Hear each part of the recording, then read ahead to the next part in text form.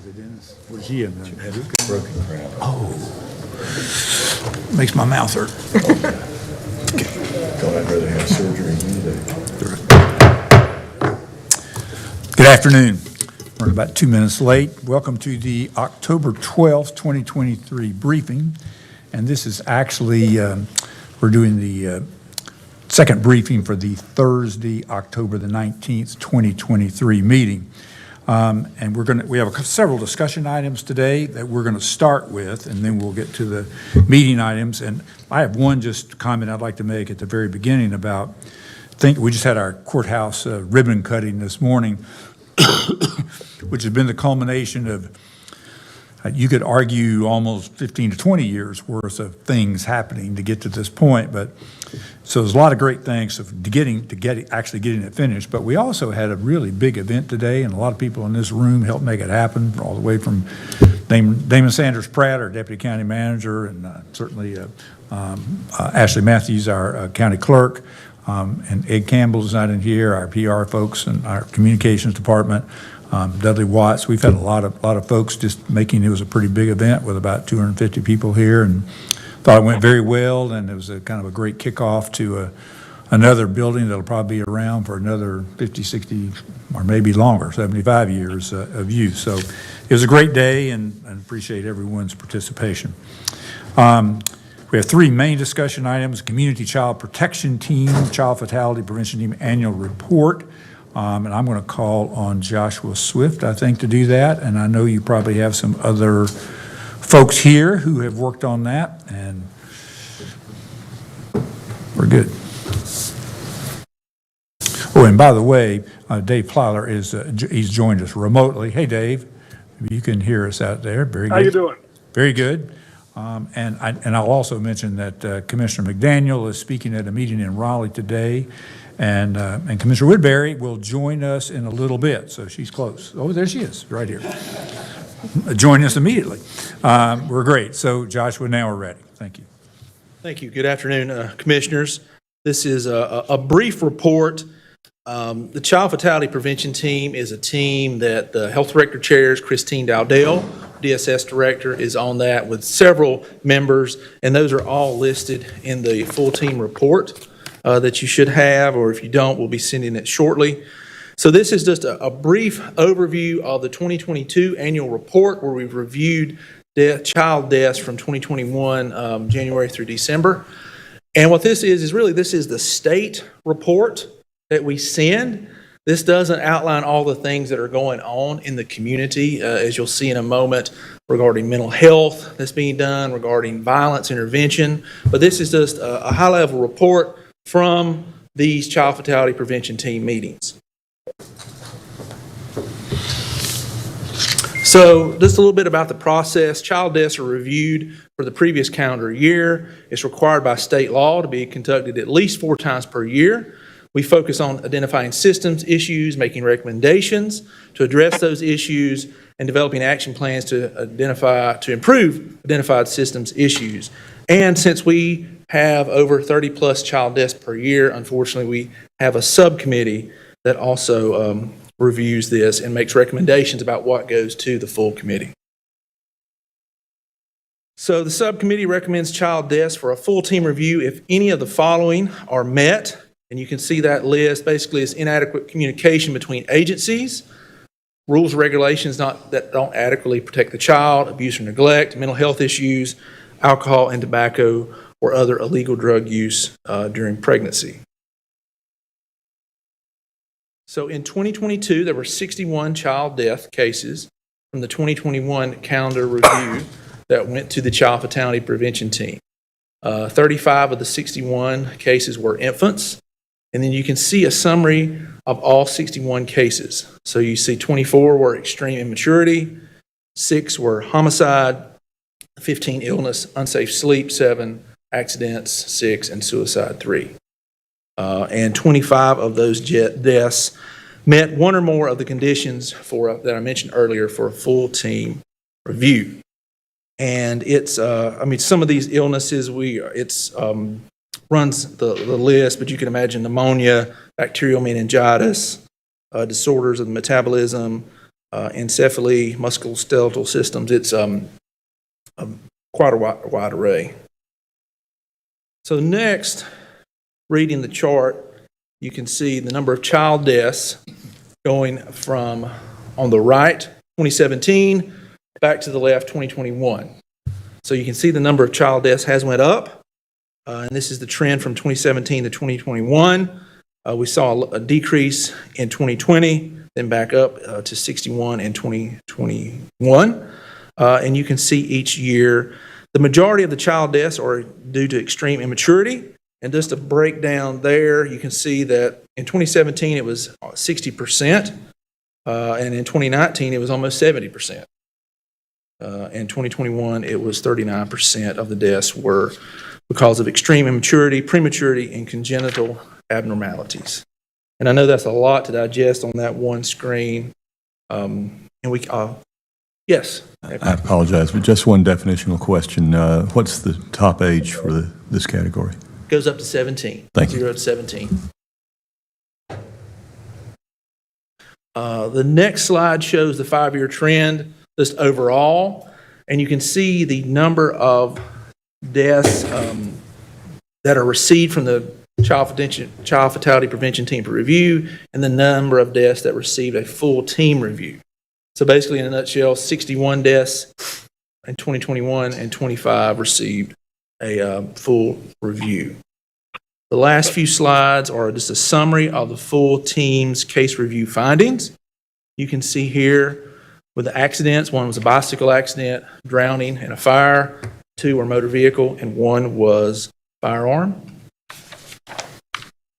On the next slide, this is for the full team review. Another firearm, which is pending review with law enforcement's investigation.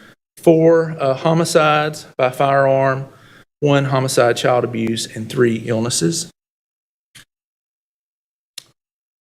Last slide of the summary of the full case reviews, 3 suicides and 7 were unsafe sleep. Especially, and so this is the thing I was trying to mention to you earlier. When you're looking through this, you see the recommendations on each slide.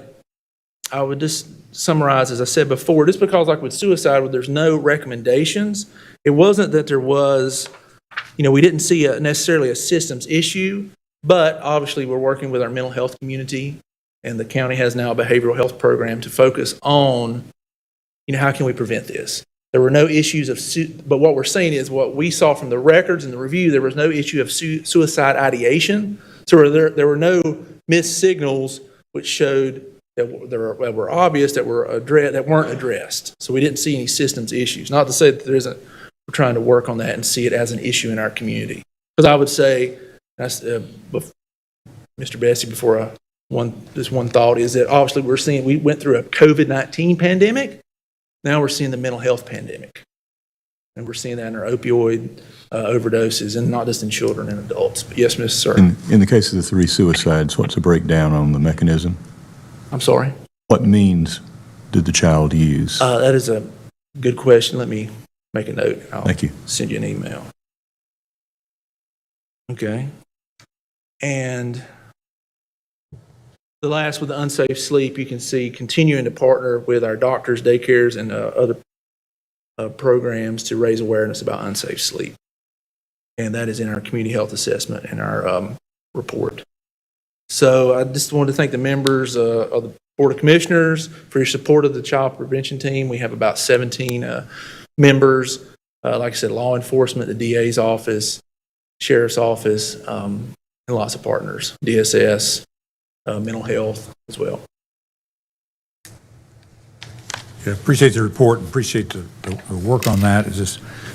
I know every year that's a sobering Yes. statistic, and particularly the unsafe sleep issues, which is it's a lot. That's a lot that continues. And it's amazing to. Yeah, I think and we have seen in the reviews where there was, I call them pack and plays. I don't know if they've changed the names since my kids were little, but you know what I'm talking about, the thing, and they have it, but maybe the kids are not using it. I mean, the parents are not using it. There's stuff in it.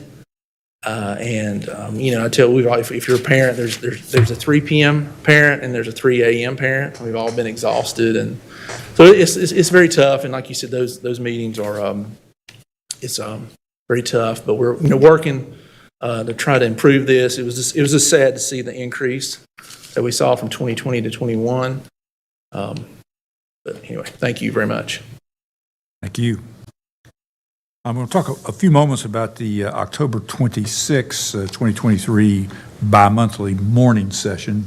And folks, I know we typically have we're going to have a follow-up report from our superintendent of schools. Yeah. Why don't we, if we could, just push those off since we've got folks, those are really more just internal housekeeping items, both of them. I missed. Yeah, maybe we go ahead and do the meeting and then we'll come back to them. All right, that's great. Okay. So, Well, then you can review the meeting. are you ready for me? All right. Yep. So we've basically got the items in front of you for the October 19th meeting. Today is our detailed review part of that.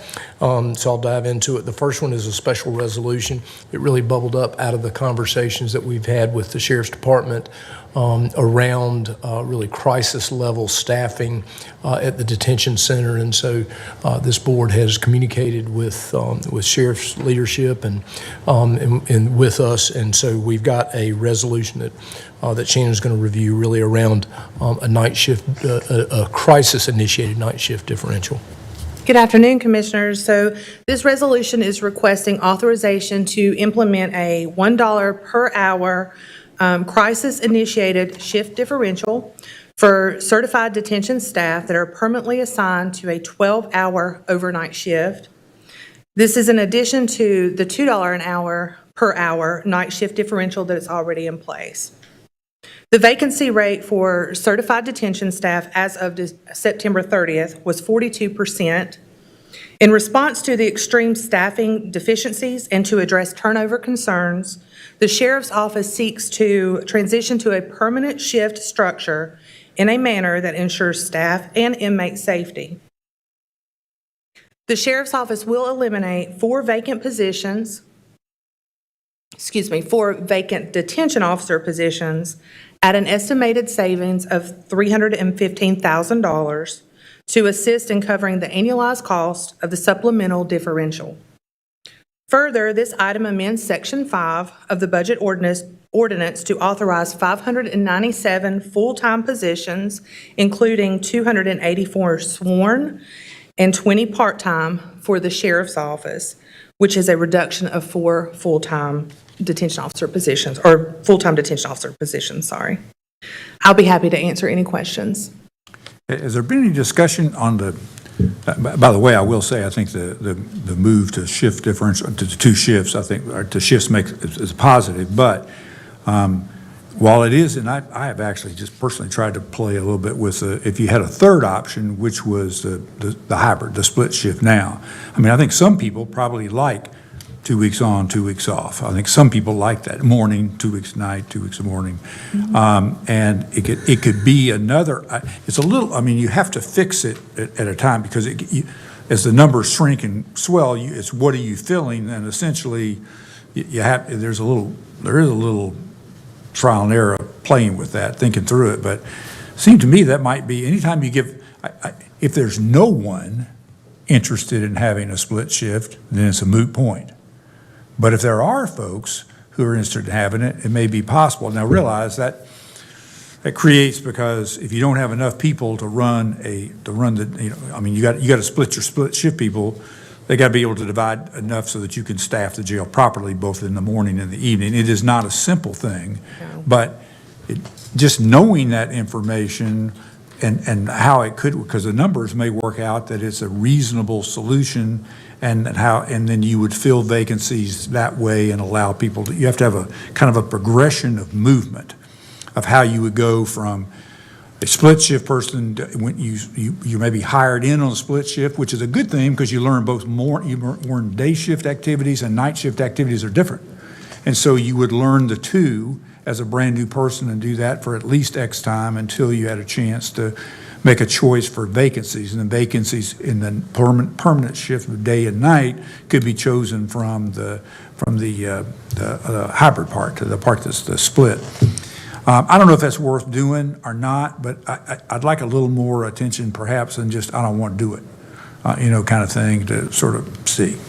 Chairman Martin, I have had extensive conversations with the sheriff in regards to this item, and he is working very closely with his team on various options. He's also met with all of his staff in what they call their muster meetings, and there appears to be a lot of excitement from his team about transitioning to permanent shifts, and he's been able to get a lot of individuals to volunteer to go to night shifts in hopes that this additional dollar is approved. But certainly, he and his staff are aware, especially if new employees are coming in, that they may need to rotate for training purposes. But I feel really comfortable that he and his team are working through all of the options. But this particular shift differential would just be for those for permanent nights. That does not mean that they may not have some hybrid if that is something that they choose to do. I do get it that they're two different things, but we're also getting ready to make a change. And so, because we're talking about paying in November, and I'm just hoping that even though it's more complex, that perhaps it might be worth looking at. I'd just be real curious, because I know there's been a lot of surveying of the detention staff, and I suspect there's some that prefer the current shifts they have now. So with the survey that was done with the staff, the majority wanted either permanent day or permanent night, and there was a small handful that was okay with either option. There was very little that actually really wanted to continue to rotate.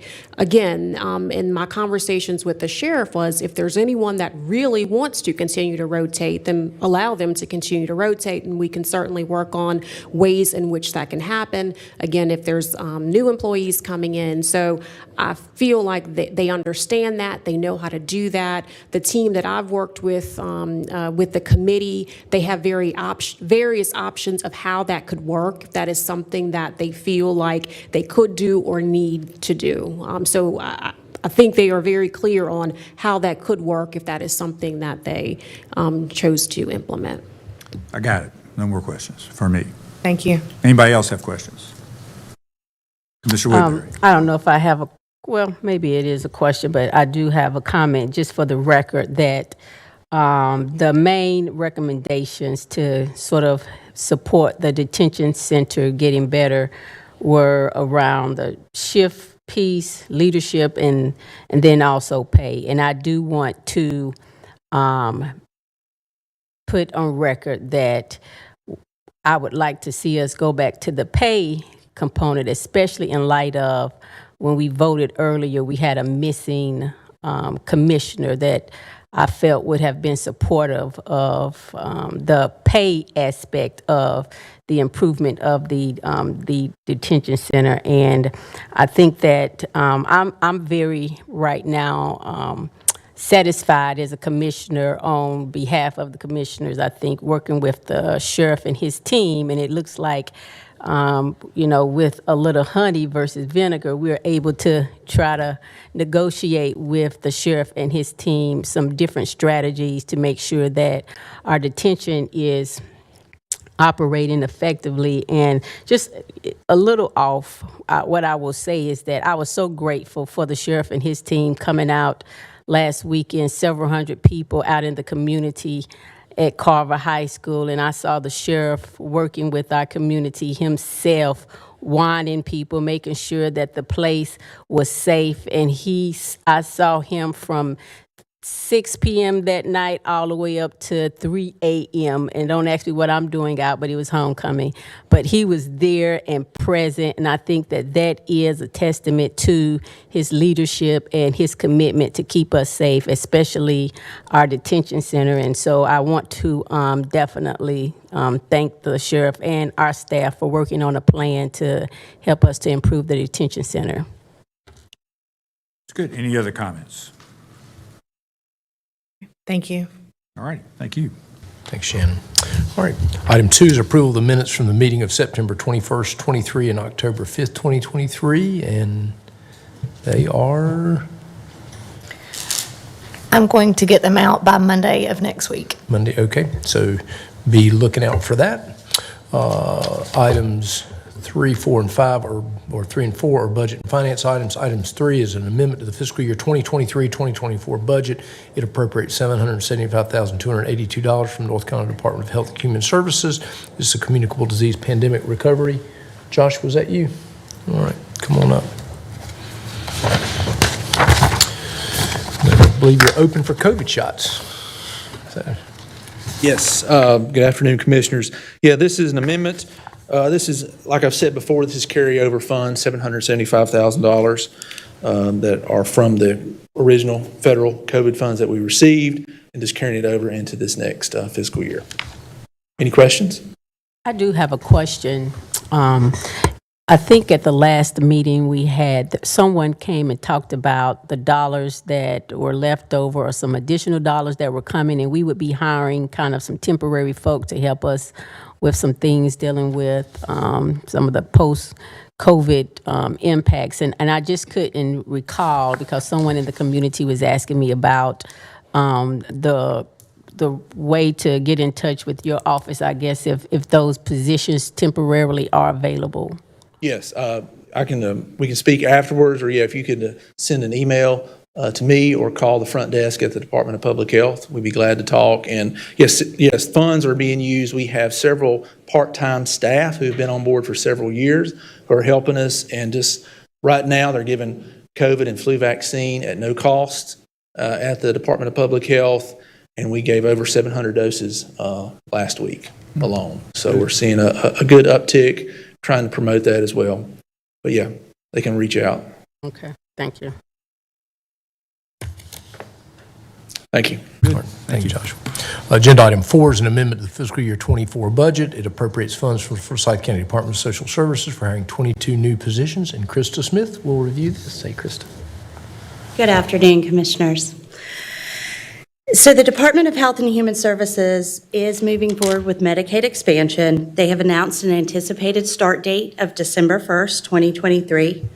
Medicaid expansion is expected to increase the eligible population of adults who can receive Medicaid up to incomes of 138% of the federal poverty level. Currently in Forsyth County, approximately 112,000 residents receive Medicaid services. Expanded Medicaid is projected to increase this number by approximately 45,000 residents of Forsyth County. To prepare for this, we have projected a total need of an additional 33 staff members for processing applications. If you remember, on August 31st, 2023, the Board of County Commissioners approved the hiring of an additional 11 staff members, utilizing $756,469.95 from the Department of Health and Human Services and $200,000 from the county funding. In order to proceed with the hiring of the remaining 22 positions, we are requesting a budget appropriation of $1,429,292, with an expected federal state reimbursement of $989,651 and a county cost of $439,642. The specific 22 additional positions are 1 foreign language interpreter, 4 office assistants, 4 income maintenance caseworker 1s, 10 income maintenance caseworker 2s, 2 income maintenance caseworker 3s, and 1 income maintenance supervisor. As an added update, this week, yesterday, the Department of Health and Human Services had an economic services call that the Department of Social Services participated in, and we were told on that call that letters will be issued from DHHS in December outlining the additional monies that will be received for Medicaid expansion, and those allocations are expected to be monthly allocations, but we will not know more until those letters are issued in December. I'm available for any questions you have. So the idea is that if that indicates there's going to be a greater level of state funding, we would make the associated budget ordinance amendment at the time. This one's really needed just so that we can move forward with hiring. So, Correct. okay. Any indication from them what the rumor was they were just going to cover the cost. Is that rumor? You don't know. They're not telling us specifics in terms of total amount. Well, at least legislators, they weren't rumored it. They were saying, we're not going to have additional costs for the county. We're going to cover that Right. with Medicaid dollars, with federal dollars, but, And We'll see. when we get that in writing, we will be back in front of you. okay, that's good. Any other We questions? look forward to seeing you. I do have one question, Chair Martin. What is the educational requirement for the caseworker roles? I have Marissa Adams with me. She is the Division Director for our Medicaid Services Division. Good afternoon, Commissioners. Good afternoon. Commissioner Woodbury. It is a GED or a high school diploma. They could come in as what we call a work against and work a year of experience to be, and after that, they will be considered a IMCW 2, which is Income Maintenance Caseworker 2. Thank you. Any other questions?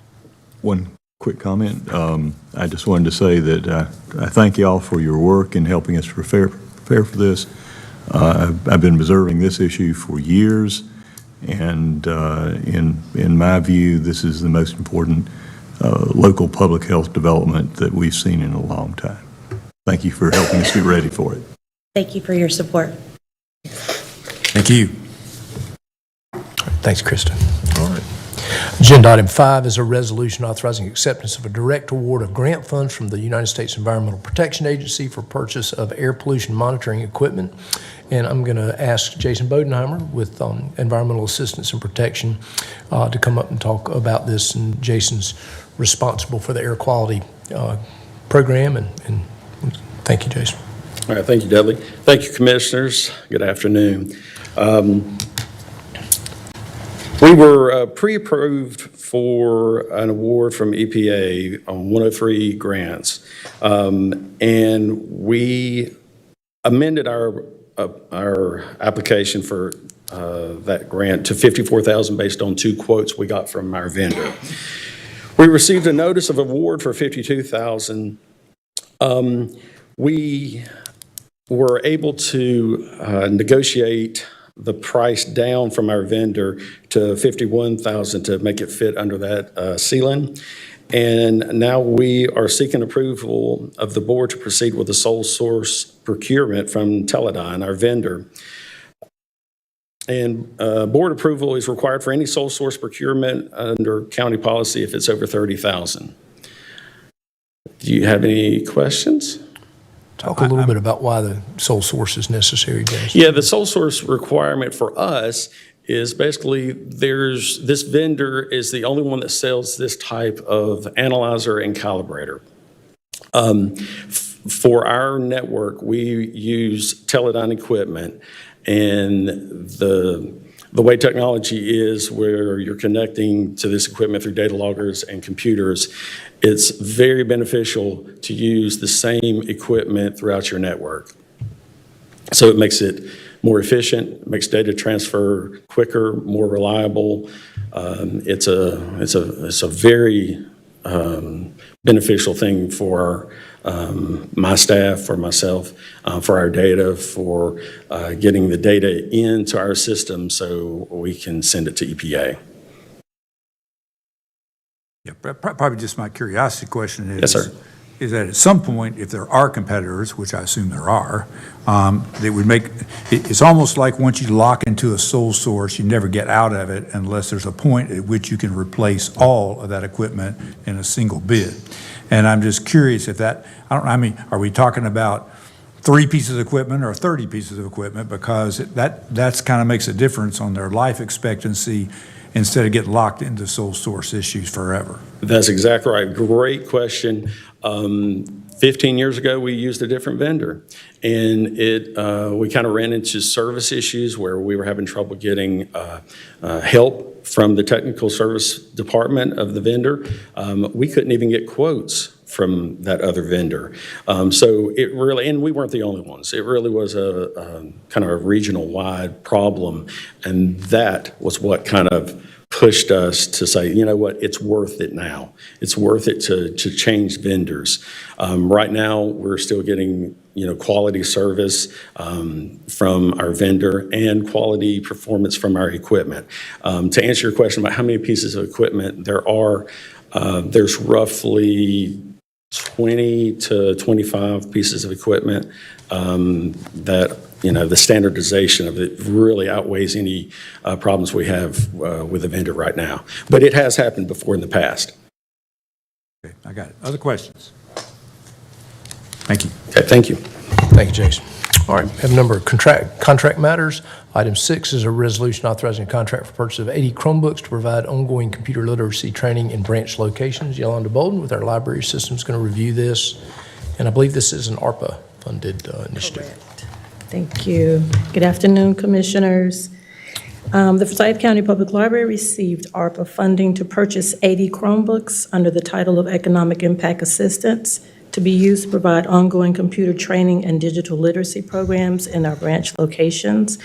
Bids were received from 3 vendors, with Brooks Network Services, LLC, coming in with the most responsible bid of $62,075. Questions? I do have one question, Chair Martin. Thank you, Ms. Bolden, for your service to the county, and especially taking me around to all of the library branches to share with me all of what we have to offer the citizens of Forsyth County. My question is, when are the classes offered for computer literacy, and approximately how many people, if you know, attend these classes? The ones that we have currently now? Yes. We do. I have our innovation manager who can share some of those details with you.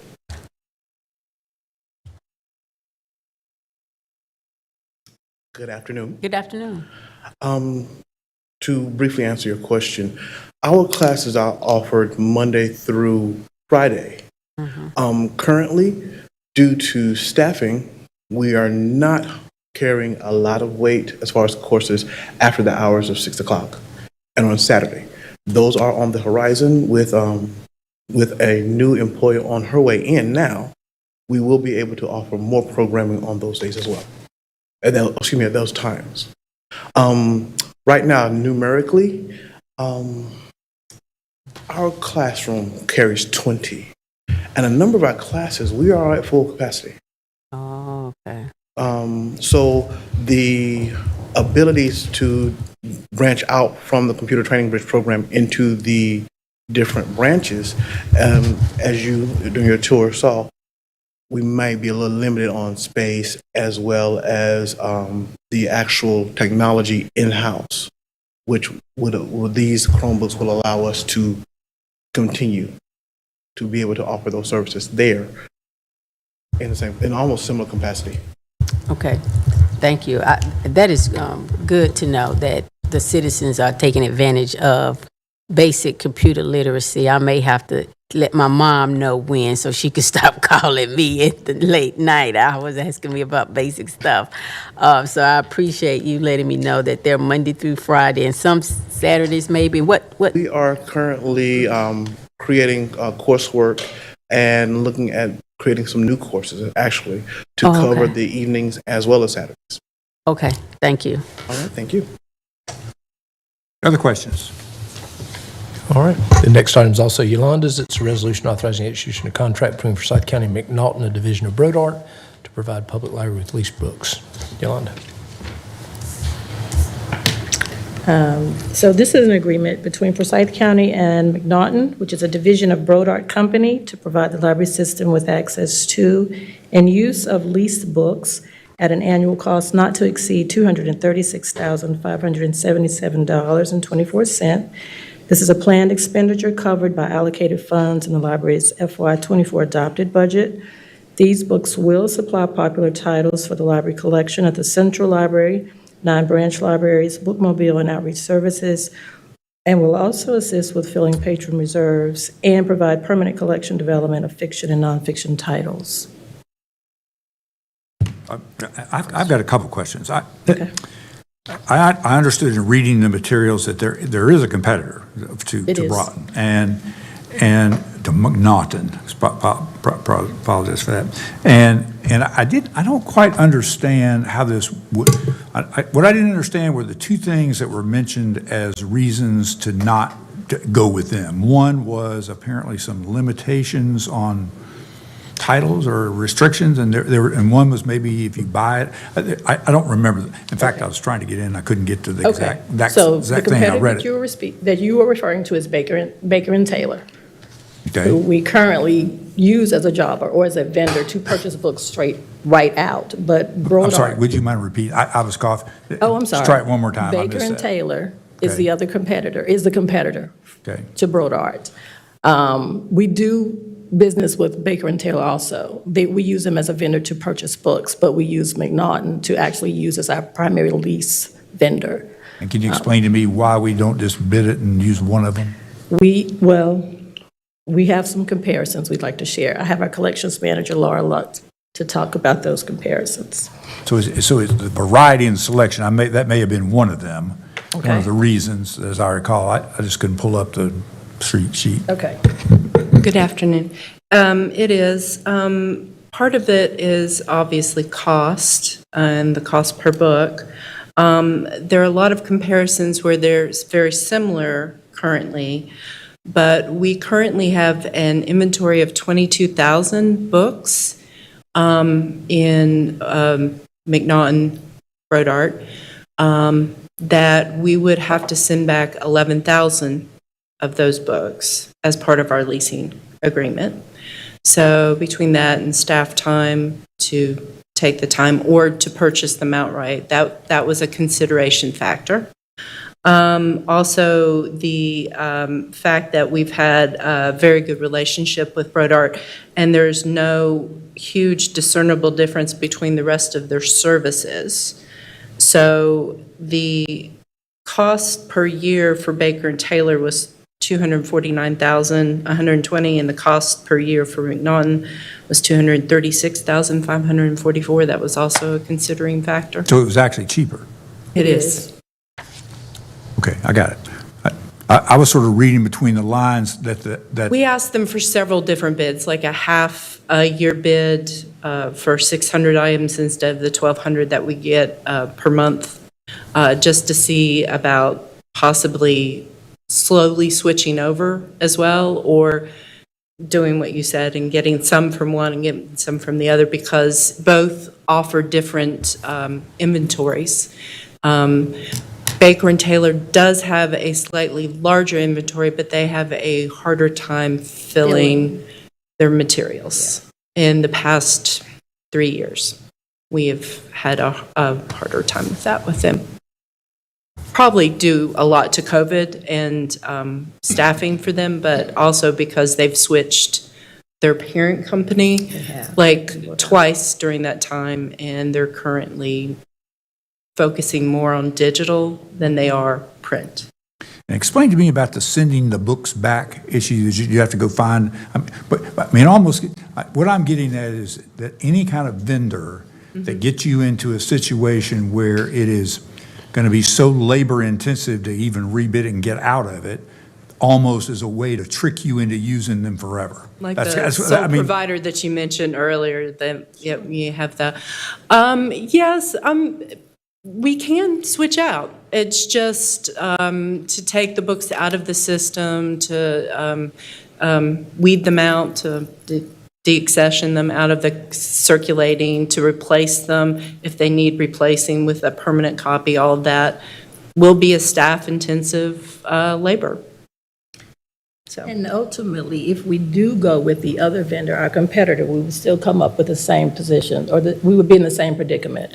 If we had to bid it out again to them again, we would have to box those books up and return them. Either way, both of them have that expertise as being book leasing companies, so we would basically venture into the same types of issues with both. Yeah, I'm just interested. I think you do a great job. We want more variety. We want the best services for, users. I'm with you on that. I'm just with it. I just want us to do it in the most economical way, and I don't want to get us into a situation, it's just like I was asking earlier on preferred vendors, right. Once you get into these deals, then when somebody comes along that's really got a better deal, it's almost impossible to go take advantage of it because you can't get out of the mess that you're in. There are currently 3 major book vendors for library systems in America. And one of them doesn't lease, and the other 2 you see before it.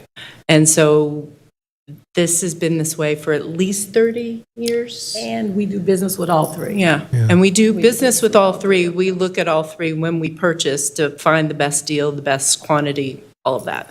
So, yeah, I was just going to add, because we Trying to get it, so there must not be a better deal to be exclusive. I mean, if that's, Yeah. there's really not a bid if you're doing, I'm So- just having a little trouble with this. We have this conversation every year in budget, and they do a great job of sort of helping sort it out. But it is very complicated because you're trying to match up the collection with what people want to read, which means you need a whole bunch of copies of some stuff, the current stuff. And so that makes sense to lease sometimes because you can get more for less and you get that. So it's the complicated part of that. And then I get the philosophy of why we're doing it. yeah, but and so you do a little bit of everything to build this collection, and the number you look at is what you're circulating. What are you turning books over? If they got a book in a library that hadn't been looked at in 20 years and they can tell, the question is, does it make any sense to keep that in there? Is it, what kind of book is it? Is it more of a reference book? But it is you could do a PhD. People do PhDs in this. Yes, and so they do. it's a very interesting set of, here's the demand, how do you meet it, and then who's the best vendor to do it? Do you lease it? Do you buy it? Is this something you want to keep around forever? And how does Cardinal, now that you can loan, how does Cardinal fit into that? And now the more complex part of it is libraries just aren't about books anymore. Now it's about, when you look at the collection development side of it, it's about other media types that kind of sneaks in there too. So, but fundamentally what we try to do with this system over all these years, at least since I've been here, is we try to make sure that at least 15%, roughly around 15% of our total library budget is in some type of media, because what libraries a lot of times get in trouble with is they get staff heavy, or they get other cost heavy, and it's like having a store but not having anything in it. I mean, the idea is you want the stuff in the store, and the library staff does a great job of, because our circulation numbers are good. So it's. I agree. Yeah. I just, and ladies, I mean, this is absolutely no offense in any way. It's just that saying we've been doing it this way for 30 years is probably not what I like to hear. I mean, I want us to do it because it is absolutely solving the problem that Dudley has articulated, which I do get that. I'm just trying to figure out, I think I'm just the trying to how biggest to get the issue is best. You got there's 3 not, big competitors. there's not a lot of vendors who do this, so we have either apples or oranges, and You're at we need- somebody's mercy, is that the? If I could add to what she's saying, it's not unlike our golf carts at Tanglewood. So for the books, if you're returning 11,000 books, so 2.5% of your stock. Well, if you want to have those available to your customers and you're not leasing them and you don't have holes in your shelf, you're buying them. Well, if you're buying that many books at $15, you got to have quite the deal from the next vendor. That's $165,000 you need to save, and they were already a little higher. But So if it's nobody's- hard. It makes it tough to get out. But if nobody's checking them out, then send them back. And so, I mean, it's a cool, And I get what you're saying. It really is kind of a over-the-barrel type thing, but the only other purchase option would be to purchase this, and then you have 100 copies of a single And that's a terrible book. one. I was just Right. getting at the competitive leases. I mean, they all 3 lease. Only 2 lease. Okay, of the 2 that lease, I'm just trying to figure out a way to get the best deal. And I know that you're interested in that too. Yes. But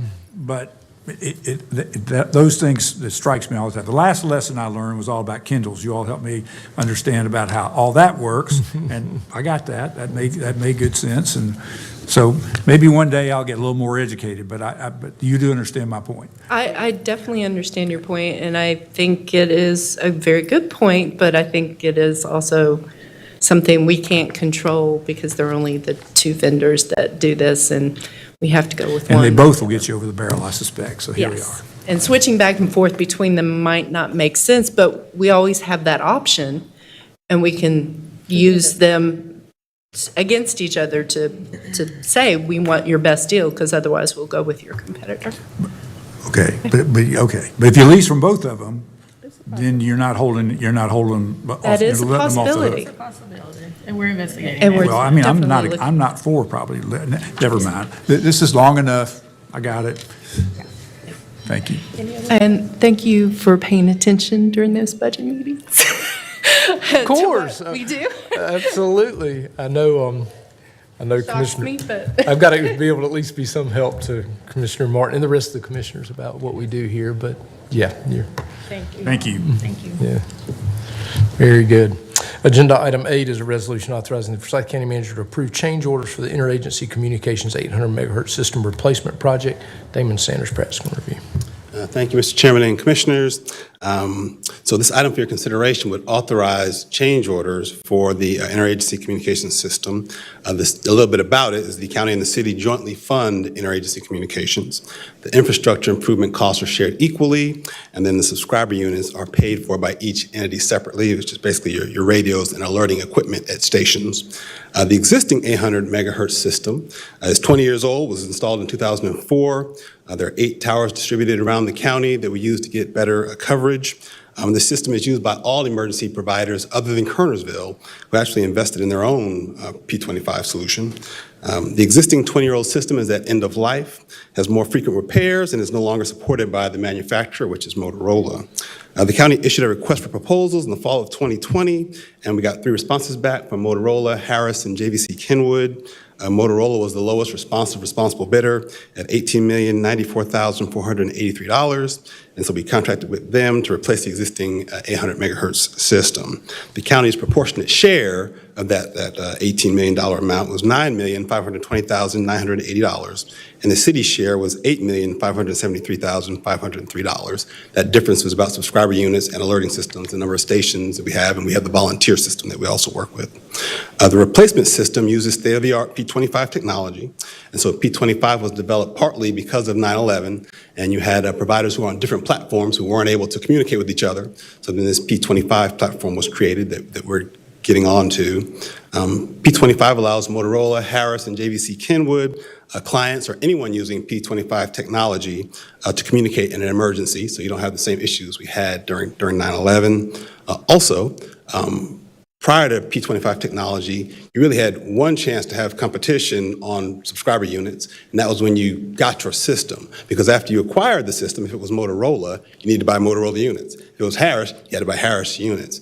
Well, now with P25, although we'll have a Motorola system, we'll be able to buy subscriber units from any provider that has the P25 platform. So it actually adds some competition that doesn't exist today in our existing system.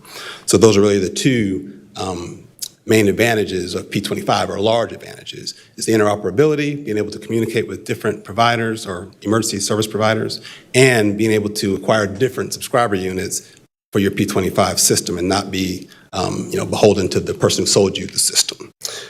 So when I presented this item to award Motorola the contract in June of 2022, it did not include an allowance or authorization for change orders, although funding is available in the project budget and our 911 funds to do so. And we've had a couple instances where we have needed to do that, so they're kind of pending, which is tower studies. So one in Kernersville, as we're adding additional antennas to it, you have to have a weight study, which we didn't have additional funding for. And then in Old Richmond, the tower in that area, when they went on it, they had loose bolts, so now they want to do a study on that. And so 2 change orders have come up just for those things at this point.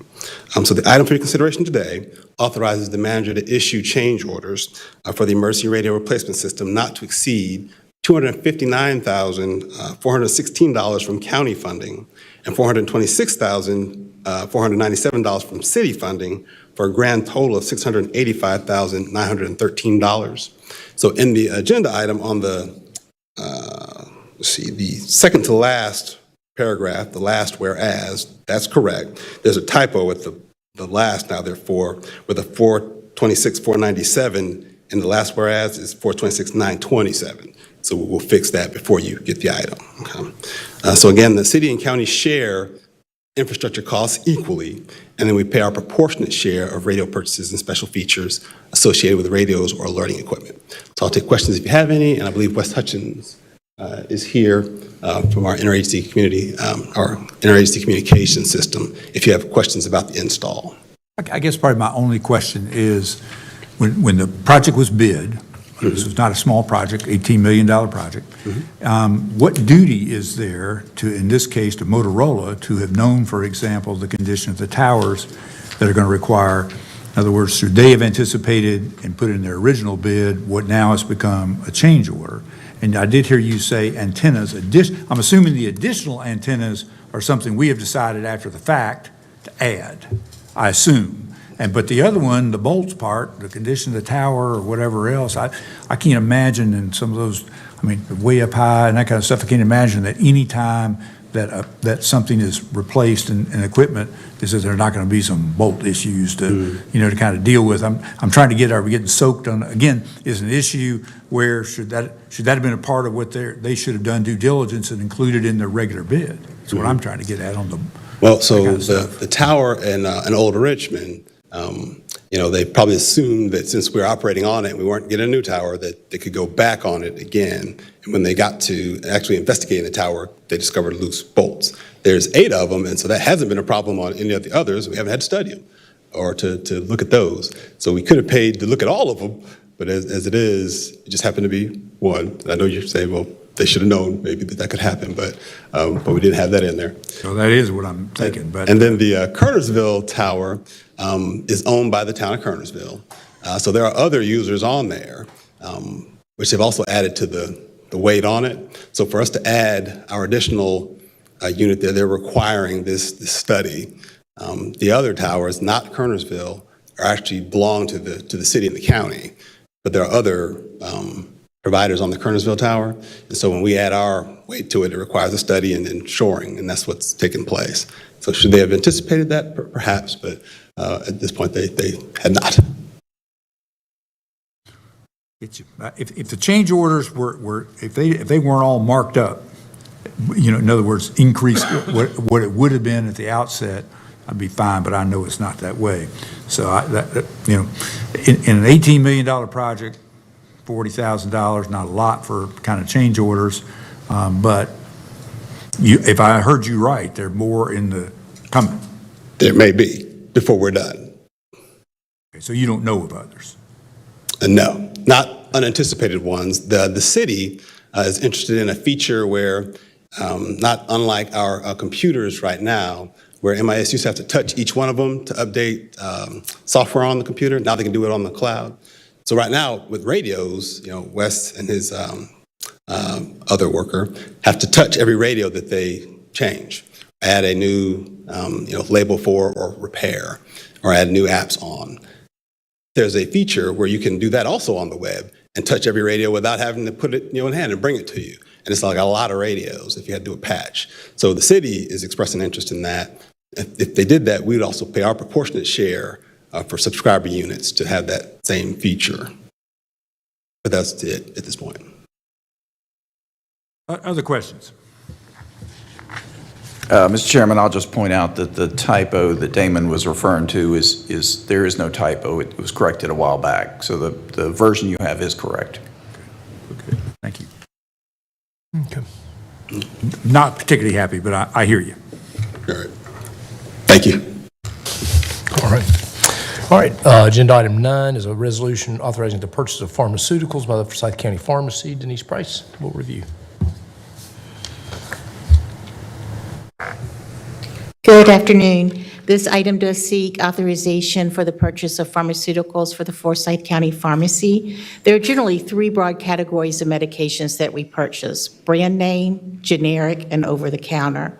Brand name medications are manufactured by one entity, which means that our pricing is pretty consistent.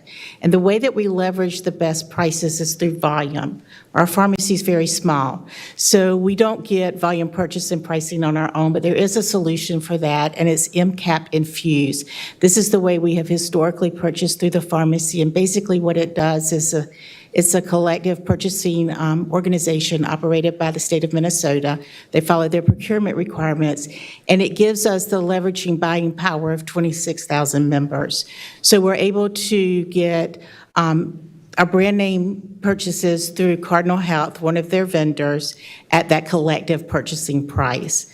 Now, our over-the-counter and our generics very different. So those have multiple wholesalers, and they vie for your business. So they run specials, and oftentimes Cardinal is the best price, but we always check at least 3 wholesalers to make sure that we are buying at the very lowest cost available, and always purchase from whoever has that lowest price. So this item seeks your permission to purchase $3,400,000 worth of pharmaceuticals from Cardinal, that's our brand name, and also $100,000 worth of over-the-counter and our generic medications from whomever is the lowest price.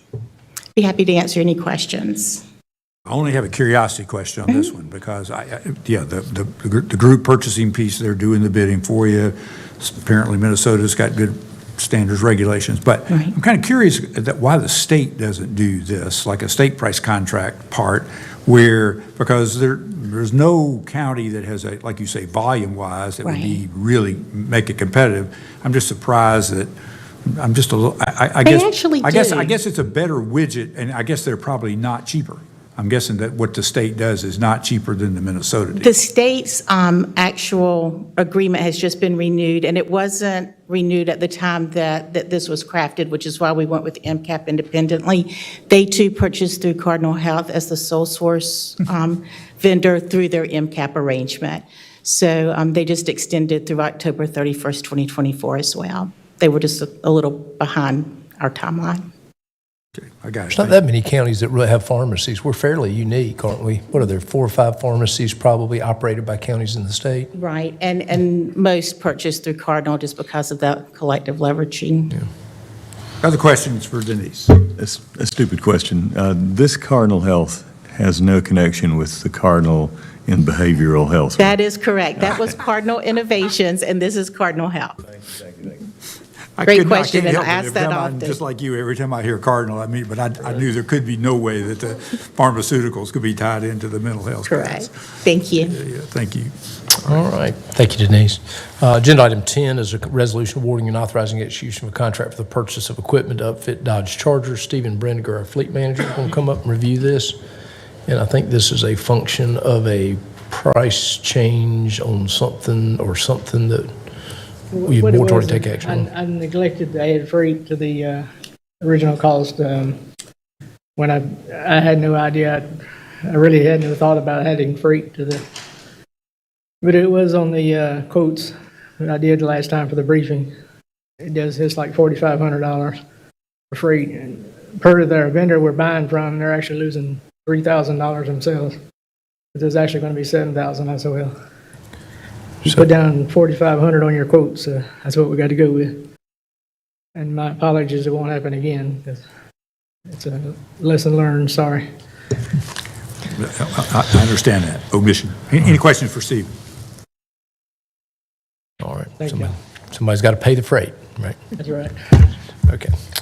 Agenda item 11 is a resolution authorizing execution agreement for automobile accident-related repair services with multiple providers. Kirby's going to come up, and he's got 2 or 3 items, and I'll introduce him as he goes.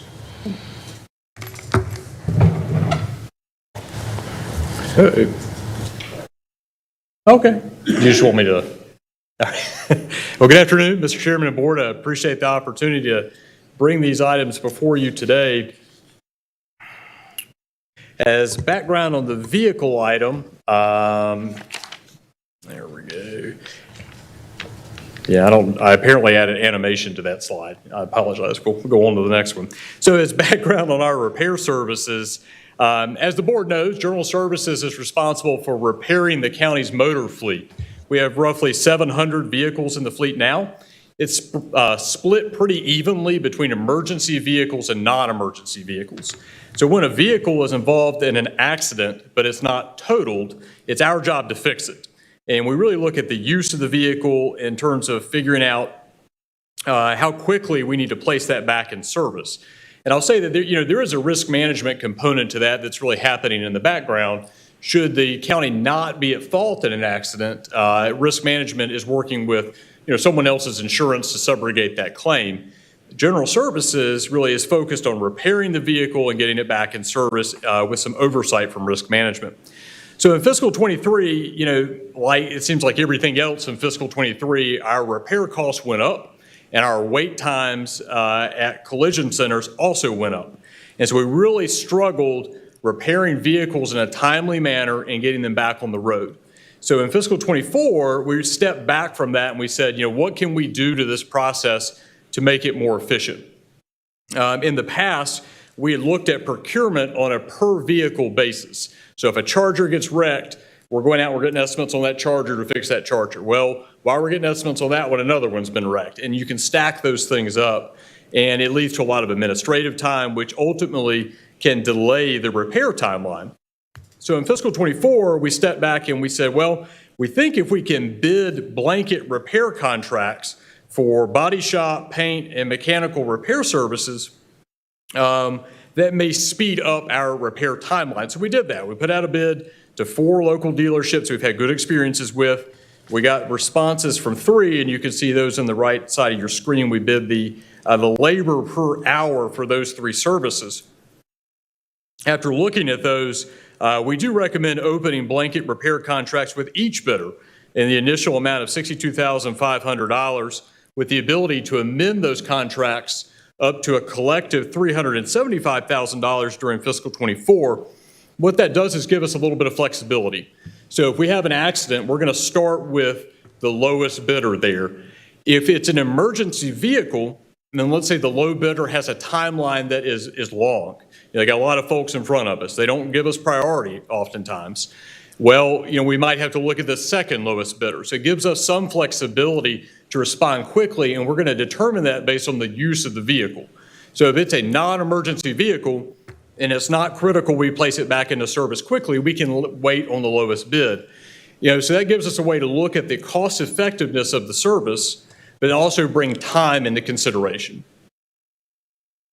So our actual costs for sublet, insofar as accidents are concerned, I really think will be less than $375,000. It typically is during the year, but approving a higher amount will give us some flexibility, should those repairs start to pile up towards the end of the year and we need to move quickly to get those out for repairs. Again, there is some oversight in that process. It's not just General Services selecting, a bid just to select a bid. And I kind of outlined that in, really basic form on the right side of the screen. And that's, we have an accident, let's say, then that goes through an intake process at Automotive Services. We're having that vehicle come in.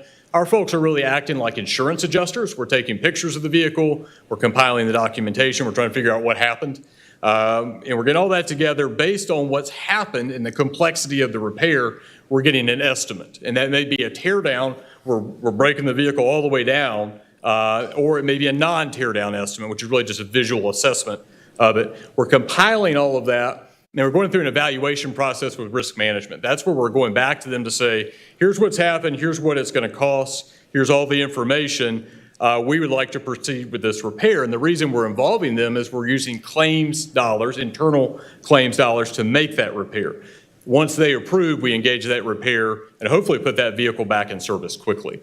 So I'm happy to answer any questions the board has. This is a little bit of a different approach, but it's a reaction, I think, to the market that we're in right now. And it's also compounded by somewhat of difficulty in buying vehicles. So we're wrecking vehicles, it's hard to buy them, and it's actually a little bit of a perfect storm. I do have a question, Chair Martin. Go ahead. First, I'm looking at the resolution, and, Yes, ma'am. and it reads, whereas the General Service Department informally requested bids for accidents. What does it mean to informally request? It means we did it ourselves. So we wrote an RFP and we put it out. It wasn't advertised in the newspaper or anything like that. We still went through an RFP process. We just handled it internally. Okay, thank you for that response. Commissioner, if I can speak from a legal point of view, services, this is service work. It's not buying a good. Yeah. And so we're not legally required to bid this out. And so it wouldn't need to be formally bid, but we understand that the board appreciates bidding and it's just a good idea to do so. And so when the term informal bid is used, it doesn't mean that it's not done correctly. It's just done, not with formal bids that have to be opened and things like that. But Kirby did bid all of these. Thank you for that insight. That's, I guess, another layer that is not as much my concern as, and it's not a concern, I think, just to the county, especially the staff, an opportunity to try to include the smaller to mid-size service repair shops instead of just the brand name ones that I see here, especially in light of we have a Department of Community and Economic Development, and I think they house a lot of the MWBE organizations or businesses that could intersect with. Did you all know, or do you have the capacity to, fix 5 of our cars? I think that would show our citizens that we're trying to spread the love, since all of us pay, the taxes. Yes, ma'am. That's a fair point. I appreciate it. We selected these because of generally a past experience. There are some of these providers that have specialty things to address like ambulance repairs. But I take your point, and we do other repairs that are non-accident related where we very easily could expand the scope of that. So these are not the only repair shops that we're dealing with. This is just accident focused. And I'll give you a perfect example. On Ivy Street, which is in East Winston, Shelton's Body Shop, I always see the mail trucks they're getting repaired. And so I think that his shop has been there for probably over 20 years. And so that's what prompted my conversation here once I saw the resolution that there are small to mid-size repair body shops that hopefully, if they knew, they may be interested in sending in an RFP with the help of our, Department of Community and Economic Development. Yes, ma'am. I agree with Commissioner Woodbury. I think there is a chance, particularly for some of those non-emergency and lower level kind of repairs, because there really are some things that are out there. Okay. I just want to let y'all know that we actually trying to hold the body shops accountable. So if they do a tear down estimate or a picture estimate with me and my staff's years of experience, we can kind of tell if there's something quite wrong with it. If it gets too high, we'll actually go out on site to make sure they're giving us the best estimate and we're holding them accountable to their labor parts and everything else. I appreciate you saying that because I have the worst time getting one costume. When I go there to pay for it, it's always something higher, and I don't want to assume any genderism, but it feels like. Yeah, we try to make sure we hold them to their estimates and not let them just think they got carte blanche. Thank you. And I do have one other question, Kirby, and that yes, is, when you solicited the bids, the informal bids, were you promising, was there anything in the bid that provided an expectation of what the volume of work may be? Oh, the volume of work with accidents is highly variable. So you didn't put that in the bids? What I'm trying to get at, it's kind of like they didn't know whether you're going to send them 1 car or 5 cars or 10 cars. Well, because right. I mean, I guess we did provide general estimates to these folks because we have worked with them before. So I think we provided estimates in terms of the types of vehicles we could send, but I don't think we said, our accident-related sublet budget it has averaged this amount during the year. Because again, we wanted some flexibility between the vendors, and we didn't want a perception that, they would have a $200,000 award, because we're bringing some of that time into the consideration as well. So I take your point in terms of the economies of scale and purchasing. But no, sir, that was not a large focus of this bid. And again, I think this is just a little bit of a, I don't want to call it a pilot program. This is different than what we normally do. But I think that, there's a lot of pressure on us to get these vehicles out for repair and to keep them moving. And so we focused on the dealerships that, we knew could repair the vehicles that we have. And that's why we solicited the bids this way. We can certainly fall back and do that differently if the board would like. Well, I sort of I like the idea of having multiple possible vendors to get their best price, but a lot of times that boils down to you get one out of that can do your, but if one can't, that's why if you say last year we had 42 vehicles repaired, with an average amount of this. They get an idea, am I capable of doing this? But I mean, it's almost like you're back into shopping again. At least you got a firm price from these three. And if they get too busy, and quite frankly, they're pretty close, where the big differences are on the mechanical labor, which I suspect, it obviously depending on how bad the wreck is, how much mechanical work there is done. There's some that's nothing but the cosmetic body stuff, and there is no mechanical work. Yes, sir. to do. So, but I probably like the idea generally. I'm not so sure. I think from what you were doing before, it's an improvement. Yes, sir. And I can make some improvements that the board has suggested today in our non-accident repair work. And that's making sure that we're being very broad and how we put that bid out and contracting with multiple vendors. I would love the opportunity to do that. This is just a segment of our auto business. Thank you. Yep. Yes, ma'am. Other questions for Kirby or Steve? All right. Thank you. So agenda item 12 is Kirby's also. It's a resolution authorizing acceptance of $210,000 from the North Carolina Department of Transportation and donation of a .707 acre portion of county-owned real property at 400 West Haynes Mill Road. Kirby. Okay. I don't want to rehash the history on this one too much, but just as a quick reminder, the DOT is planning a road widening project for Haynes Mill Road. They need .7 acres of right-of-way property. The property that they need to acquire, if you look at the map in front of you, is that red line. And so again, this is Caladium North. This is not oriented to true north. This is what they call plan north. So again, it's turned a little bit than what you would see if you looked at it on a map. So the right-of-way property there is in red. You'll see where they're planning to install a sidewalk, and that's where the traffic circle will be there at Haynes Mill and Museum Drive. That property is valued at $112,000. We converted it through the National Park Service to the Doral Drive property. And, due to the road widening project, that first entrance into Caladium there, you see it's sort of hatched, will become unusable. And the board really challenged us at a recent meeting to go back and think through that a little bit more and talk to the DOT about some potential compensation for the loss of that entrance. It's going to be a little hard for me to point out because I can't move the mouse, but so we did that. We've done a lot of talking and negotiation with them. Let me bump that back up one more slide there. Sorry. Oh. No, you're fine. So when we lose that first entrance, you drive down and there's still another entrance into that larger parking lot. The problem is, just having one entrance there doesn't give you the utility of the property that you have now. If you had a bus or a big truck, they wanted to pull in that second, actually it's the third sort of asphalt area there. If you look at it, they kind of look like drives. But if you went into that third one there, you couldn't come up around that and then get into the circle, right? There's just too narrow of turns for buses and trucks.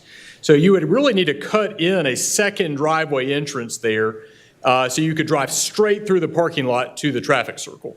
And then you run into a little piece of grass there. So we would need to grade that out and reconnect the circle. That work was valued at $20,000. The DOT has offered to cut in the driveway entrance for us. You'd still have two entrances then into the property. They would do that as part of their project. And then to make the circle whole would cost an additional $20,000. So on one hand, you got $113,000 offer for the property. You got $20,000 of work you need to do. So you got $130,000 that we were talking to the DOT about. And so we got a bunch of folks from Raleigh involved, which probably made it more complex. But I think after a lot of talking, there was a provision of the Federal Highway Safety Act, which I admit I have not read, that said, we can't overpay you for the value of the property, but in the event of a conversion, we can reimburse you for the replacement property. So the replacement property in this case was $210,000. And so we got $133,000 that we're talking to the DOT about. And so you know what? If you'll donate us that, we'll pay you $210,000 for this property. I thought that was a mistake, frankly, when they sent that. But we've talked through that with them, and they put it in a deed. And it's a little convoluted because we would have to donate the right-of-way property that's in front of you to them. but then they would reimburse us for the $210,000 for Doral Drive. And working with the county attorney, we would essentially hold that donation deed that's in front of you until we receive the $210,000, which we expect to receive prior to next Thursday. So it's been a long, winding path, but I think we've gotten to a good resolution that I wanted to bring back to you for your consideration, and I appreciate sort of the challenge that the board gave us in this respect. Well, are they putting the drives where you think you need them? Yes, sir. So that sort of upper part of the parking lot, they would install a new drive there on Museum, and that would allow us then to pull straight through that parking lot. If you, let's say, the future use of that facility is industrial, you had a tractor trailer or something that needed to pull down into that circle, we could go in and then do the extra work to reconnect that circle, and it would have the same utility it does now. Or, this will happen after Callidium moves out. It might be that we just want to hold it and see what the future use of that property is, because road improvements may not be necessary. And so then you may not have to expend that $20,000 to reconnect that circle, but the DOT will be opening up a new drive for us. Well, whatever you determine is needed for the traffic flow, and as you pointed out, there's something you can hold back. And Mr. Attorney, good and well how much power DOT's got, and don't sign off totally on nothing until you're proved that the county is going to get what it's supposed to get. Kirby has the DOT expenditure or education on negotiation. Yes, sir, as has the board. And they credit us with their internal education on 6F replacement property, which is apparently has been quite a journey for them as well. I appreciate the hard work over that. Yes, sir. Those dollars. I was excited to bring this one back. I'll be happy when the daggone road is widened. Yes, sir. I drive that a lot. All right, very good. All right, last item, agenda item 13 is also Kirby's. It's a resolution authorizing execution of a lease agreement between Forsyth County and Wake Forest University Health Sciences for a lease of county-owned property at 3325 Silas Creek Parkway. Also an example of the board directing us to do something a little different, and I'll let Kirby talk to Yes, sir. Just a quick reminder, in 1973, County and Amos Cottage had a 50-year lease that expired this past June. It's a 3.2-acre piece of property valued around $2.5 million and about 37,000 square feet. You can see that the turn-in is off Silas Creek, so you basically turn in like you're going to go to the Novant emergency room. You drive back in there a little bit, and you hit the Amos Cottage property. So it is really, sits almost on the Novant campus. I think if you drive by, it sort of looks like a piece of the hospital, but it's county-owned. And we'll go on to the next one, please. So Wake, who's the tenant right now, really operates Amos Cottage. Originally requested a 2-year lease at a nominal rental rate, and that really was to give them time to move out. At your June 29th meeting, the board directed us to execute a temporary 90-day lease for the property and then negotiate a market rate lease for the future. So we've done that. We looked at comparable properties that are on the market now. And we, for your consideration, have negotiated an a square foot rate in exchange for a 2-year lease of the property. That $8 a square foot is for a triple net lease. So all of the operating and carrying costs are still on the tenant. So essentially, they pay to operate and maintain the facility, and the county under this agreement would receive a $294,000 a year payment for the next 2 years.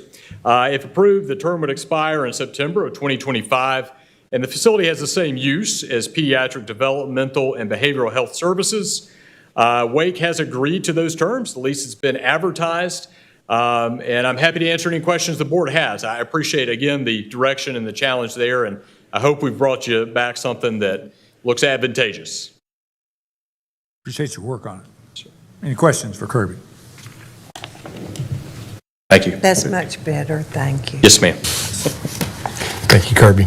Agenda item 14 is a resolution authorizing execution of an art loan agreement for the loan of a stained glass panel to Muse Winston-Salem.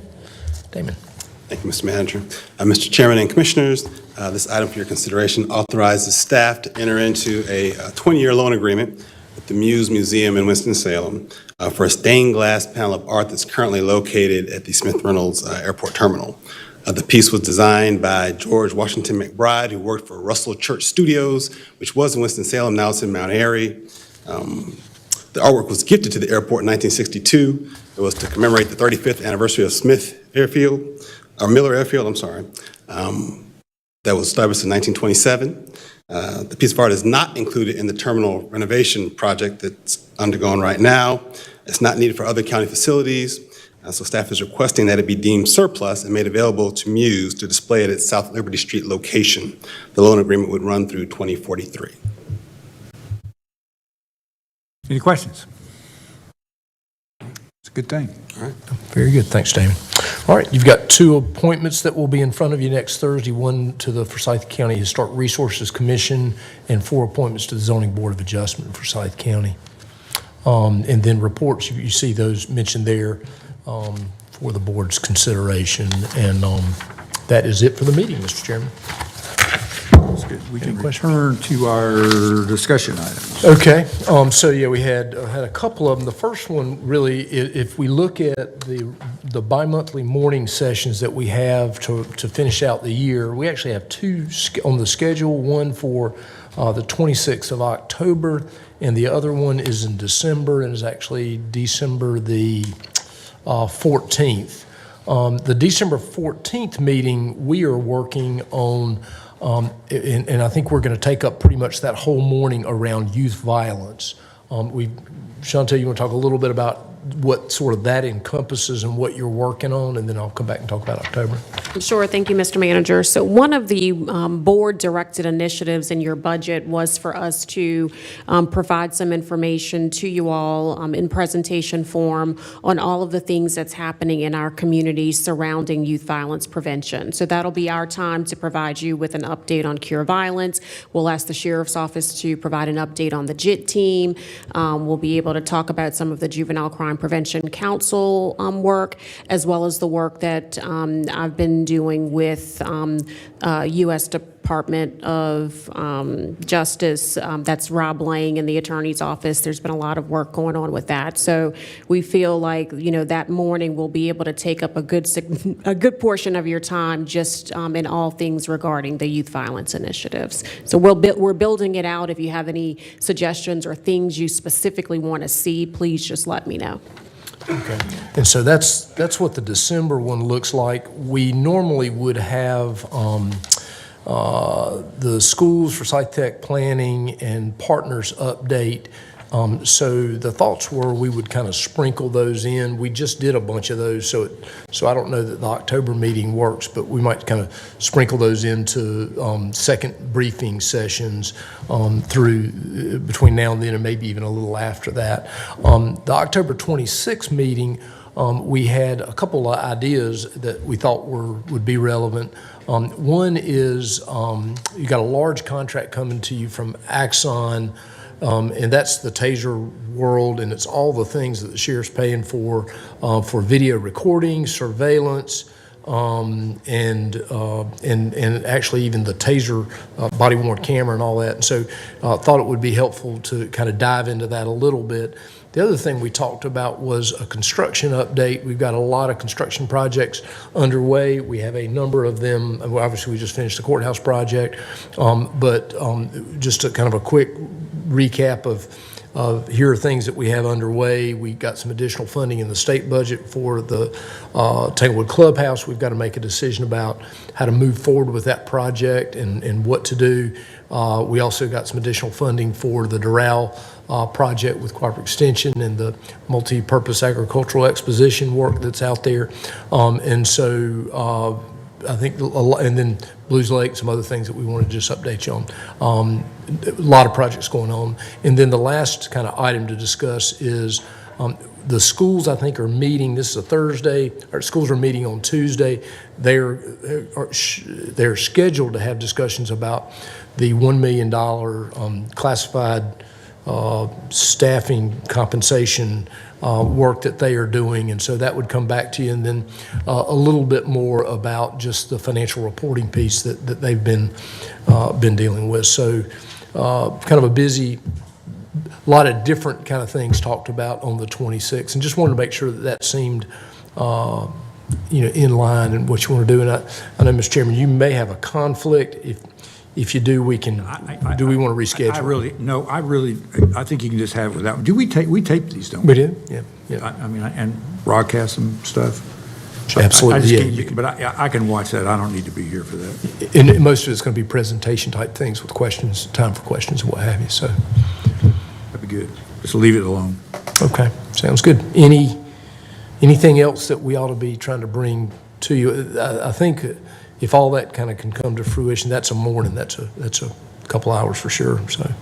If I can just clarify, the report back from the school system, is that a morning of the 26th or an afternoon? So what I was thinking is we would do that in the morning session.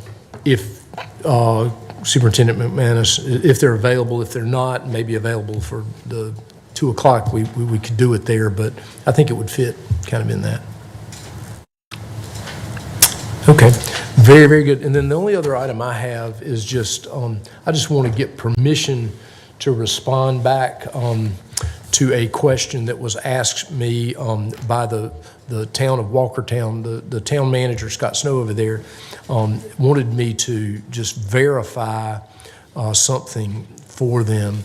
And so bear with me just a little bit, but the town of Walkertown is unique in that, in how it how fire services are provided in that town. So the town of Walkertown is like Rule Hall, Winston, and Kernersville in that one of the services that they provide inside their charter is fire services. And so they tax their citizens for fire services just like Rule Hall, Winston, and Kernersville do.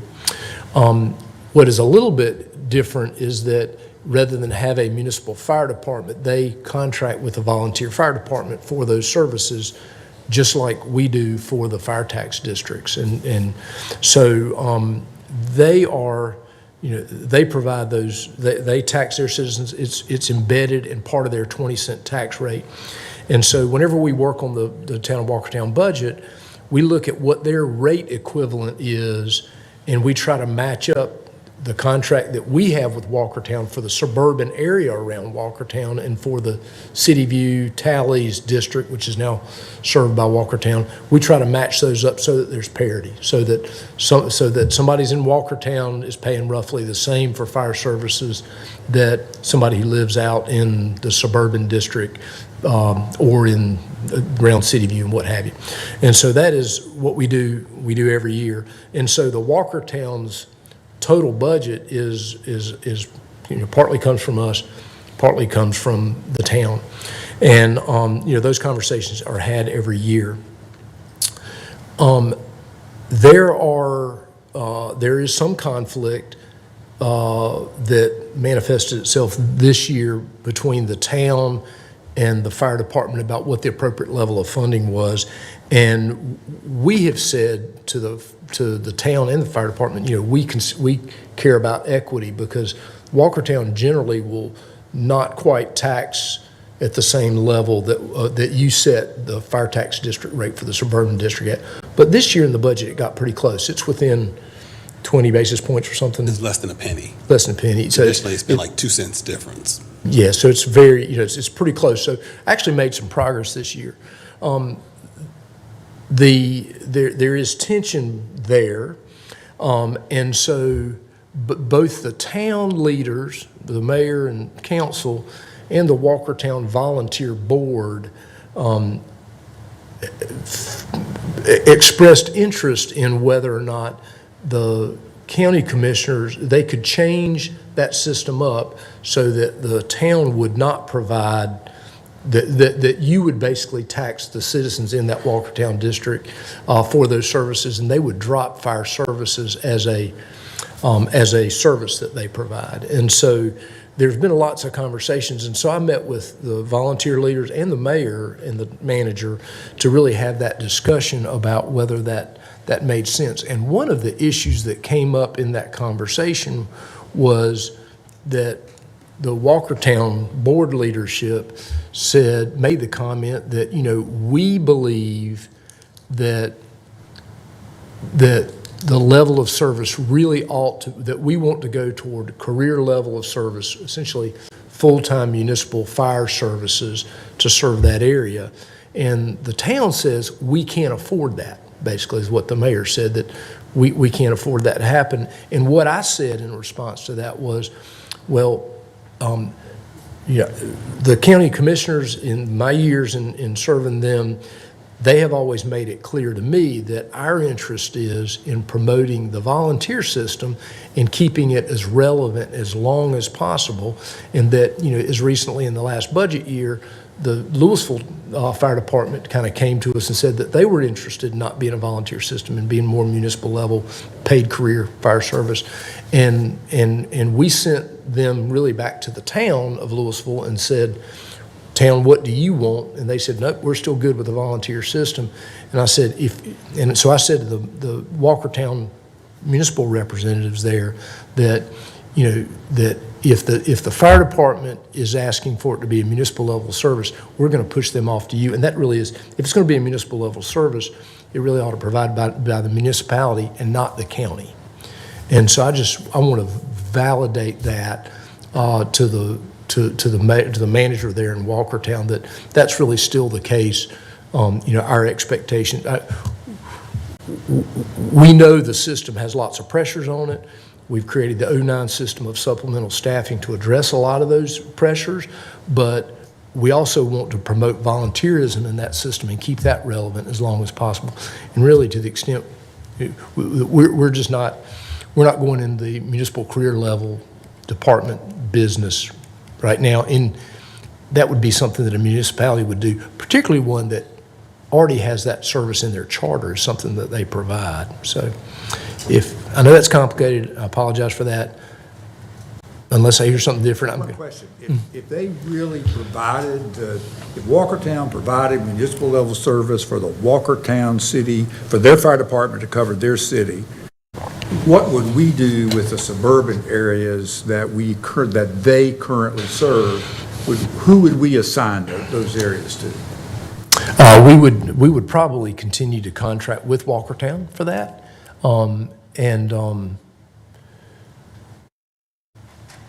we contracted I'm assuming they're paying the freight, right? They're paying the freight, municipal service. Would we contract with them at the pro rata share of the municipal service and pay them more for that? It depends. That issue comes up from time to time with Rural Hall, because Rural Hall is the one municipality that we actually, provide service to. And I'll give you an example. They bought a ladder truck.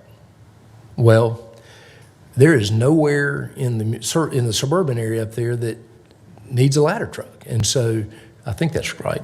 That's right. And so, our intentions were we're not going to subject the suburban area to that. I mean, that wouldn't make any sense. So it depends, I guess, is the answer to that. We would look at their budget and see if there was kind of an equivalent level of service. Damon actually handles those budgets pretty close. It's really similar to Rural Hall in that we take the tax revenue from that suburban district around Rural Hall, we give it to the town, and then they serve the area outside of the town limits. And then really with King, we give them the revenue that's generated in the King district, and then they serve that area. And so if the suburban fire department were to become Walkertown's fire department, well then, we would take the tax revenue from the areas that are not in the town of Walkertown, give those to the town to provide service to the areas that are outside the town. Now, as the manager was saying, with Rural Hall, periodically we have, a push-pull about what the rate should be, and we want to know how many calls you run in different places, and should we be paying, subsidizing people in the town of Rural Hall. So we've had those discussions in the past, and you're going to have those if you contract with a municipal department. This would be slightly different in that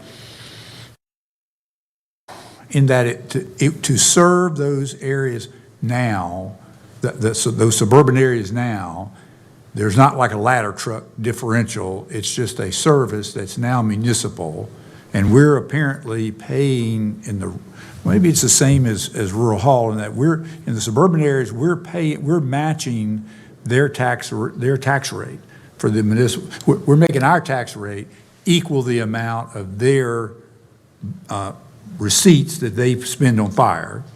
So we really are paying what their municipal rate is. In the past, before the ladder truck got involved, we were basically we were, in fact, levying taxes to equal what the amount would be per whatever it is, the comparable rate of whatever Walkertown's spending, which is a municipal Yeah, thing. the other thing that happens in that is sometimes you've got, like King, for example, Municipal King serves areas out in Stokes County, and nobody in Forsyth County ought to pay any more than somebody in Stokes County pays. So, you get that comparison too. So it's a complicated, what we seek is equity in that. And so, and then King's interesting because the single biggest payer in King, you think about what's around King, it's the R.J. Reynolds Tobaccoville plant. And there's they are paid very well for what that is. And so they've got a huge tax base right there yeah. So it's complicated, and Damon does a great job at keeping all those things in mind when we come back to you and say, here's what the rate, here's what our recommended rate is. And it's always, Well, everyone probably has their own opinion, but my opinion of what you just asked us about is that I think if part of your charter is to provide fire service, you need to be providing it. And that the idea of turning us into the taxing authority for something that they should be collecting taxes to cover doesn't strike me as something that we would want to do. If I may, that was my first reaction too, but now I'm hearing that there are other municipalities that we have different arrangements with. This is where I miss a committee structure. For me to offer an informed opinion on that, I'm going to need a background report on how we do it with each of the municipalities that we work with on this. And I apologize for asking for that, but otherwise I would be just saying something I didn't understand. Not a problem at all. It is complicated, and there's 16 different departments and 25 tax districts, and so it is complicated. But we'll be glad to get you that. You'll need it and want to see it, particularly at budget time, because you are the taxing authority for all of that. And Commissioner Linville's been in that system. He's volunteered in that system and knows everything about that system. So,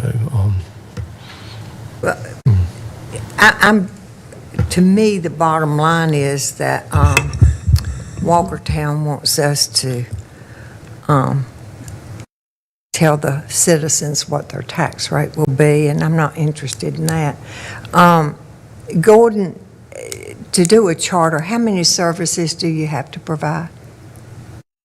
Well, they were established before there was any ruling about having to do 4 or whatever, and it is very complicated, but there are a number of issues going on here. But the main issue, I believe, is what you just put your finger on, is who sets the tax rate for the town of Walkertown. And lots of folks would like us to do that, so they can blame us for their tax rate. yeah. This is helpful, and I will, since all this is videotaped, I can certainly refer them to that as well. And you may get a formal request from Walkertown, from the town. What was my last conversation before this question came from the manager was after we met, I said, well, for the board to consider it, we need a formal request to do X, Y, Z, and then we'll deal with it. And I hadn't received that, and then received this question. So they are trying to trying to figure it out. So it may not come back to you. The interesting part is this budget year, while maybe the town, maybe they didn't feel like it was successful, from our perspective, it was very successful because they finally got pretty close to some type of equity among the rates, which was tremendous. And so, but Walkertown is growing. And Mr. Manager, provide, when in Walkertown Incorporated, provide the board members with what it says that the town is going to provide when they did incorporate. It would be good if history is a good thing about all things, and it would be good if people, there's a few that do, knows what kind of equipment and how the volunteers operated 35, 40 years ago. And when I look at what we had in the Walkertown Fire Department 35, 40 years ago, well, it was pretty good. All volunteers. Nobody, I don't guess anybody ever thought about getting paid. I didn't. And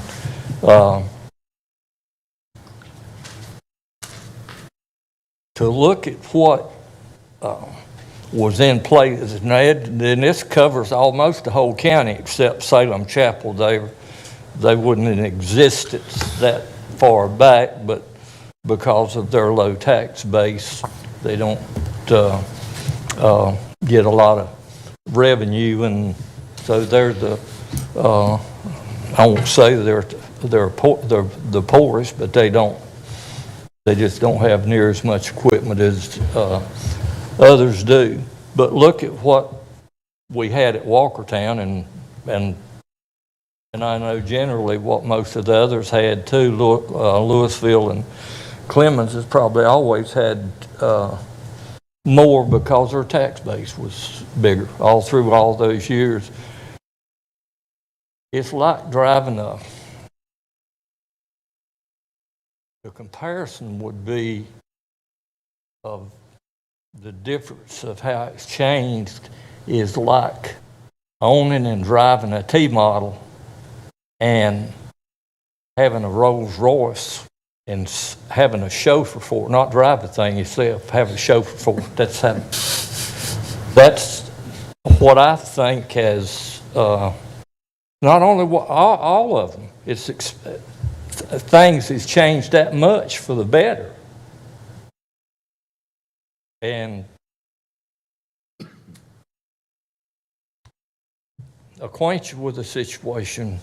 And Mr. Bessie, you can get all the information you want. Damon's got, he can remember a whole lot, but he's got more information than he can remember. He has to keep it written down to be sure.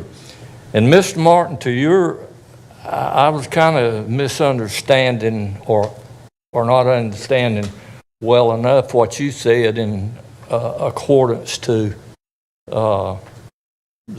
what they apparently have given somebody has a new name, suburban area. It's the Northeast Fire District, other area besides Walkertown. It's what it's always been. Walkertown suburbs. So the suburbs would be, well, the shopping centers are not in the suburbs anymore. They are in Walkertown. That's right. So they're not in the Northeast District. Any area that's not in the city of Walkertown that is served by the Walkertown Fire Department. But if you will look at the numbers, the way I understand them and the way they've been explained to me, that, and the manager and Mr. Pratt has showed us that difference, Walkertown has paid in the last year or two, a closer percentage than what that Northeast District has. And that Northeast District has been,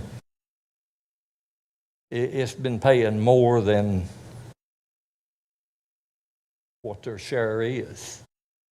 And you know what that translates into. So exactly. just, if you get asked questions anymore about it, just acquaint yourself, and it won't take Mr. Bessie long to filter it out. Thank you. I appreciate that direction, and I'll communicate that. So only other item I have is a closed session motion. You ready? If you'll read it. All right. Need to ask the board to consider a motion to go into closed session to discuss a matter to consider the qualifications, competence, performance, character, fitness, conditions of appointment, or conditions of initial employment of an individual public officer, employer, prospective public officer, employer, pursuant to the provisions of North Carolina General Statute 143, 31811A6. Since there's no other business to come before the board at this meeting, following the closed meeting, the meeting will be adjourned.